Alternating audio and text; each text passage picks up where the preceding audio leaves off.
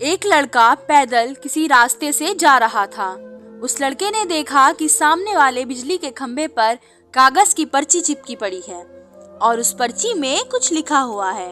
वो लड़का थोड़ा नजदीक जाकर पर्ची में क्या लिखा है वो देखने लगा। उस कागज की पर्ची में लिखा था, कल इस रास्ते से गुजरते वक्त मेरे 100 रुपए कहीं गिर गए थे।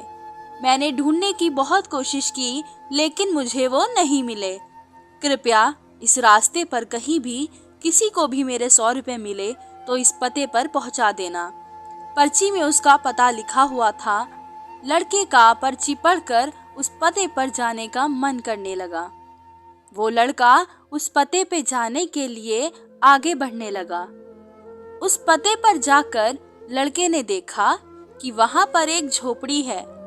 लड़के ने बाहर से आवाज लगाई तो उस झोपड़ी में से एक बूढ़ी औरत लाठी के सहारे बाहर आने लगी। लड़के को पता चल गया कि वो बूढ़ी औरत सिर्फ अकेली ही इस झोपड़ी में रहती है। उस लड़के ने उस बूढ़ी औरत से कहा कि माँ जी, आपके 100 रुपए जो गिर गए थे वो मुझे मिले हैं। ये रहे आपके 100 रुपए। उस लड़के की बात सुनकर वो बूढ़ी औरत रोने लगती है और कहती है कि बेटा, अब तक करीब 15-20 लोग मुझे 100 रुपए देकर जा चुके हैं। बेटा, मुझे ठीक से दिखाई भी नहीं देता है और मुझे पढ़ना लिखना भी नहीं आता है। पता नहीं किसने मेरी ऐसी हालत देखकर मेरी मदद करने के लिए ऐसा किया है। लड़के ने 100 रुपए रखने के लिए कहा, पर वो बूढ़ी औरत नहीं मानी। लड़के के बहुत विनती करने के बाद आखिर में वो बूढ़ी औरत मान जाती है, लेकिन वो उस लड़के से कहती है कि तुम जाते वक्त वो पर्ची वहां से फाड़ कर फेंक देना। मुझे पता नहीं कि किसने मेरे पे तरस खाकर ऐसा किया है। लड़के ने कहा, माँ जी, आप इस बात की फिक्र मत करना, मैं वो पर्ची फाड़ दूंगा।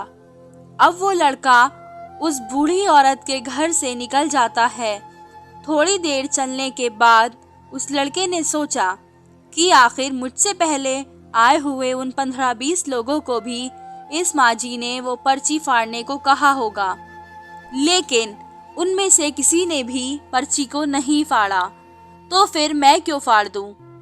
वो लड़का उस पर्ची को बिना फाड़े ही वहां से चला जाता है।